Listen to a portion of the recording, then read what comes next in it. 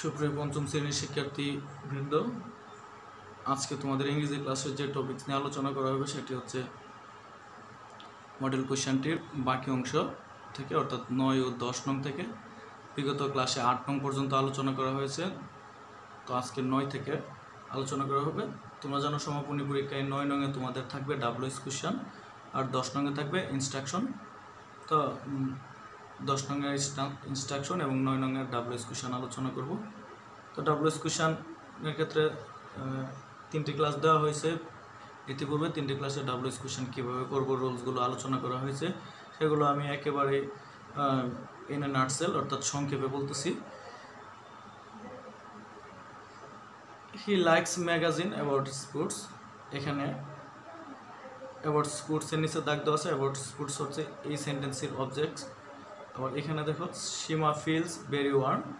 হ্যাঁ, সীমা খুব উষ্ণ বা গরম অনুভব করতেছে। তাহলে এখানে আন্ডারলাইন করা আছে সাবজেক্টের নিচে।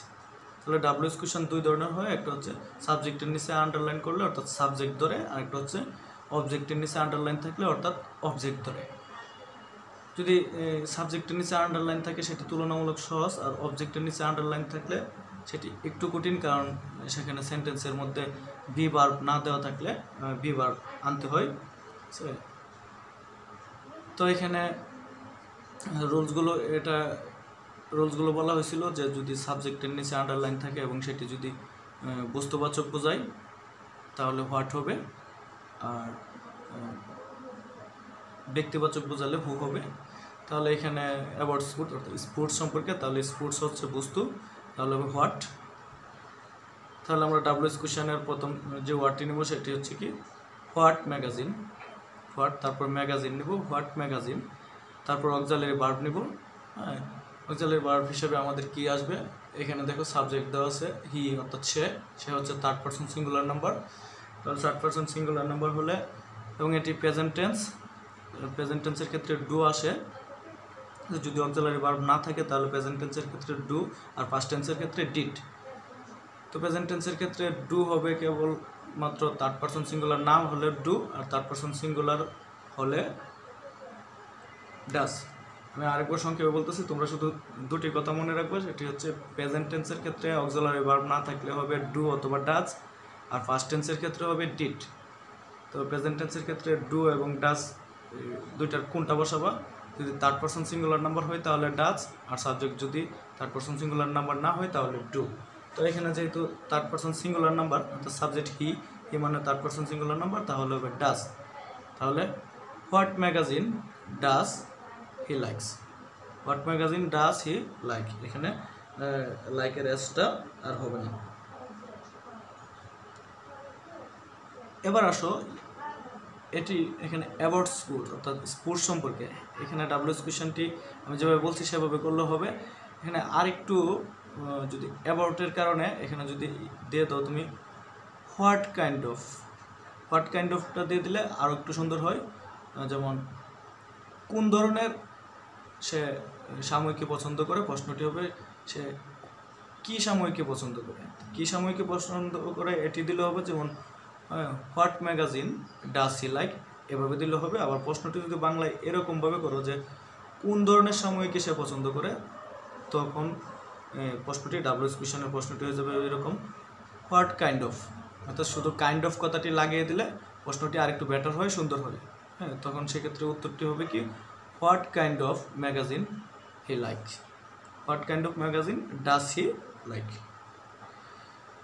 তো তোমরা দুটি থেকে যে কোনো একটি দিতে পারবে, একটি হচ্ছে what kind of magazine does he like, আরেকটি হচ্ছে what magazine does he like. প্রশ্ন নম্বর বিতে আসো। সীমা ফিলস ভেরি ওয়ার্ম, অর্থাৎ সীমা খুব উষ্ণ অনুভব করতেছে, অর্থাৎ শরীরে খুব গরম অনুভব করতেছে। তাহলে সীমা সাবজেক্ট যদি ব্যক্তিবাচক হয় তাহলে এখানে কি বসবে হু। আর এখানে অক্সিলারি ভার্বের প্রয়োজন নাই, যদি সাবজেক্টের নিচে আন্ডারলাইন থাকে তাহলে অক্সিলারি ভার্বের প্রয়োজন নাই। তাহলে এটির উত্তরটি কী হবে, who feel very warm. Who feels very warm, এখানে কোনো পরিবর্তনেরও দরকার নাই। তারপর 3 নম্বরটা দেখো, she does to school regularly. অর্থাৎ সে নিয়মিত স্কুলে যায়। তাহলে এই অবজেক্টের নিচে আন্ডারলাইন করা আছে, তাহলে আমরা কি বুঝবো এখানে, কীভাবে বুঝবো যে ওয়ার্ডটির নিচে আন্ডারলাইন করা আছে ডাব্লিউএস কোশ্চেনের কোন ওয়ার্ডটি আসবে সেটি তো রুলসে আলোচনা করা হয়েছে। তারপরে বলি, অর্থাৎ সে কখন কখন স্কুলে যায়। প্রশ্নটি হতে পারে বাংলায় যে এটি উত্তরটি এখানে যে মূলত ডাব্লিউএস কোশ্চেন যেই সেন্টেন্সগুলো দেওয়া থাকে সেগুলো মূলত উত্তর, আর করতে হয় তোমার প্রশ্ন। তো এখানে উত্তর হিসেবে কী দেওয়া আছে, হি গোজ টু স্কুল রেগুলারলি, অর্থাৎ সে নিয়মিত স্কুলে যায়। তাহলে প্রশ্নটি বাংলায় করলে কীভাবে করা যাবে, সে কখন কখন স্কুলে যায়। আবার প্রশ্নটি এভাবে করতে পারবো যে সে কীভাবে স্কুলে যায়।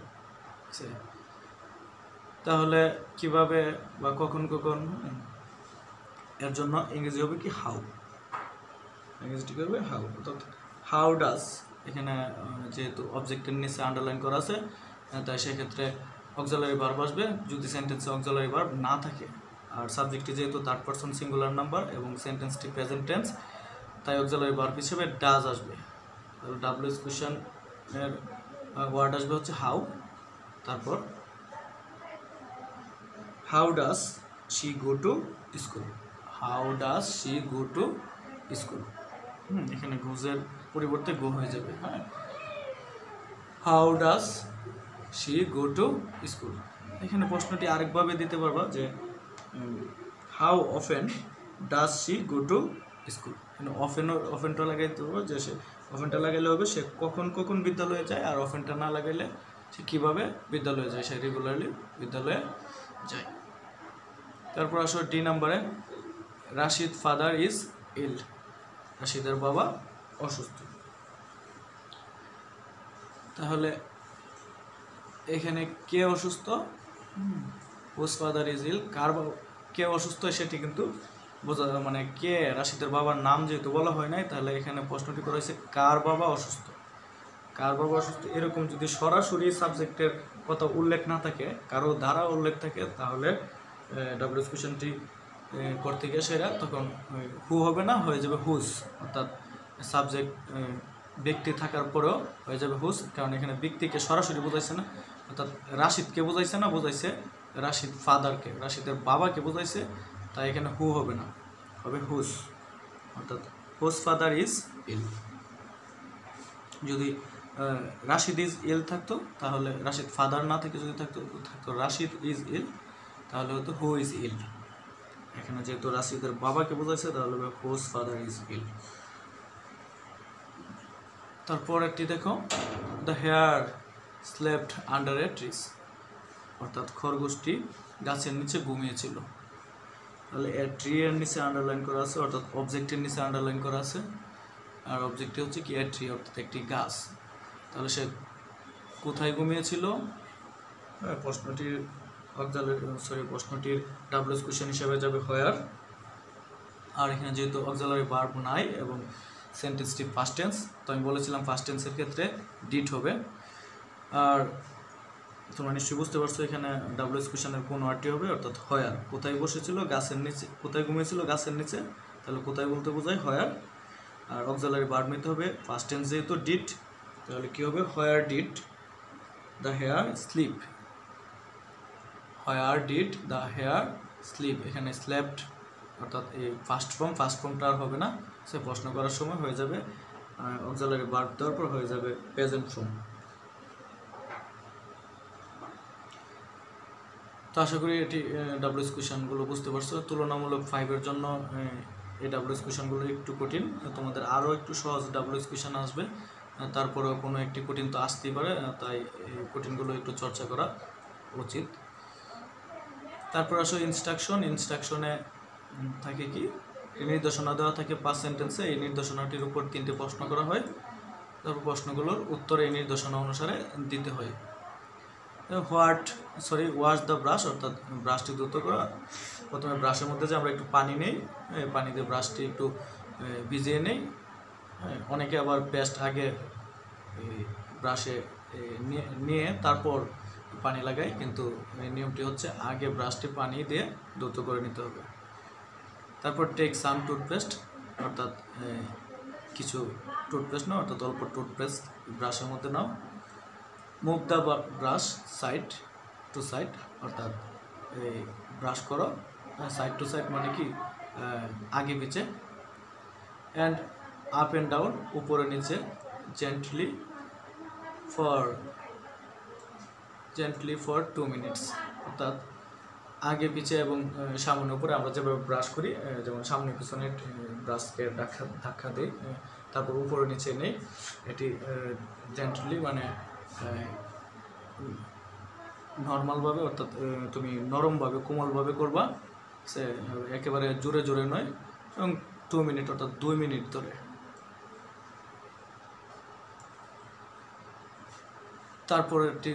তারপরে নির্দেশনাটি কি বলা হয়েছে, spit the paste into basin from your mouth, অর্থাৎ তোমার মুখে যে স্পিড অর্থাৎ ফেনা, তোমার মুখে যে ফেনা হয় 2 মিনিট ব্রাশ করার পরে স্বাভাবিকলি মুখে ফেনা আসবে, হ্যাঁ, এই ফেনাটা বেসিনের মধ্যে মুখ থেকে ফেলে দিবে,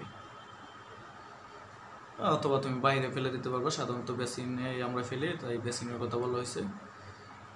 তারপর gargle with water several time, অর্থাৎ তারপর কুলি করবে, গার্গল অর্থ কুলি করা, হ্যাঁ, সেভারাল টাইম উইথ ওয়াটার অর্থাৎ পানি দিয়ে, হ্যাঁ, যথাযথ সময়ে কুলি করে নেবে। তারপর আসলে এখান থেকে যে প্রশ্নগুলো করা হয়েছে সেগুলো কি কি দেখে নিই। What is needed to brush, অর্থাৎ ব্রাশ করতে তোমার কি প্রয়োজন, তাহলে ব্রাশ করতে তোমার কি প্রয়োজন, ব্রাশ প্রয়োজন, ওয়াটার প্রয়োজন, তারপর পেস্ট প্রয়োজন। তাহলে এই প্রশ্নটি খুবই সংক্ষেপে লিখবা, তোমরা এ দিয়ে লিখে ফেলবা কি, ব্রাশ কমা পেস্ট কমা ওয়াটার, একেবারে সিম্পলি উত্তর দিয়ে দিবা, এটা বড় করার কোনো প্রয়োজন নাই।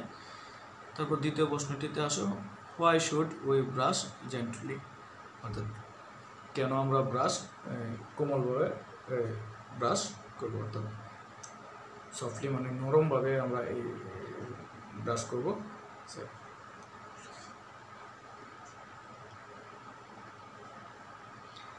এর উত্তরটি হবে টু অ্যাভয়েড মানে পরিহার করা, to avoid jam, harms and bleeding, অর্থাৎ টু অ্যাভয়েড আমরা পরিহার করবো জাম হার্ম, জাম মানে কি মাড়ির, আর হার্ম মানে হত, মাড়ির ক্ষত পরিহার করার জন্য, অ্যান্ড ব্লিডিং এবং রক্তক্ষরণ যেন না হয় সেটি পরিহার করার জন্য আমরা জেন্টলি অর্থাৎ কোমলভাবে বা আলতোভাবে ব্রাশ করব, একেবারে জোরে ব্রাশকে একেবারে জোরে চাপ দিয়ে উপর নিচে এবং আগে পিছে ঠেলবো না।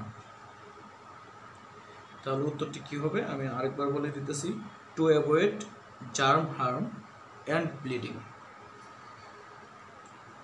তারপর আসলে 3 নম্বর প্রশ্নটি, 3 নম্বর প্রশ্নটিতে বলা হয়েছে, how can you keep your teeth, how can you keep তুমি কীভাবে রাখবে our teeth, how can you keep, এখানে হবে ইউর টিথ, আওয়ার জায়গায় হবে ইউর টিথ, অর্থাৎ তোমার দাঁত কীভাবে তুমি রাখবে, অ্যান্ড মাউথ জার্ম ফ্রি, অর্থাৎ তোমার দাঁতকে কীভাবে মাড়ির ক্ষত থেকে সুরক্ষিত রাখবে। তাহলে এর উত্তরটি তোমরা কীভাবে দেবে, আই ক্যান ব্রাশ 2 টাইম, আমি ব্রাশ করব 2 বার, 1 বিফোর টেকিং ফুড, অর্থাৎ প্রথমবার হচ্ছে সকালের নাস্তা খাওয়ার পর, আবার পরবর্তীটা হচ্ছে another after taking food at night, অর্থাৎ পরে আমি রাতে খাবার খাওয়ার পর, অর্থাৎ আমি 2 বার ব্রাশ করব, একবার সকালে খাবারের পর আরেকবার রাতে খাবারের পর। তাহলে প্রশ্নটির উত্তরটি কীভাবে হবে, I can brush 2 time, 1 before taking food in the morning and another after taking food at night, অর্থাৎ প্রথমে সকালে খাওয়ার পর একবার ব্রাশ করব, আবার রাতে খাওয়ার পর আরেকবার ব্রাশ করব। তো এই প্রশ্নগুলো স্কোয়ারে আছে, স্কোয়ার মডেল টেস্টে আছে অথবা স্কোয়ার গাইডে আছে, ঠিক আছে, এবং এই প্রশ্নগুলোর উত্তরও দেওয়া আছে, তোমরা ডাব্লিউএস কোয়েশ্চন এবং ইনস্ট্রাকশন আগামী ক্লাসে পড়া রইল, এগুলো ভালোভাবে চর্চা করবে এবং শিখবে। তো সবাই ভালো থাকো, সুস্থ থাকো, কথা হবে আগামী ক্লাসে। আল্লাহ হাফেজ।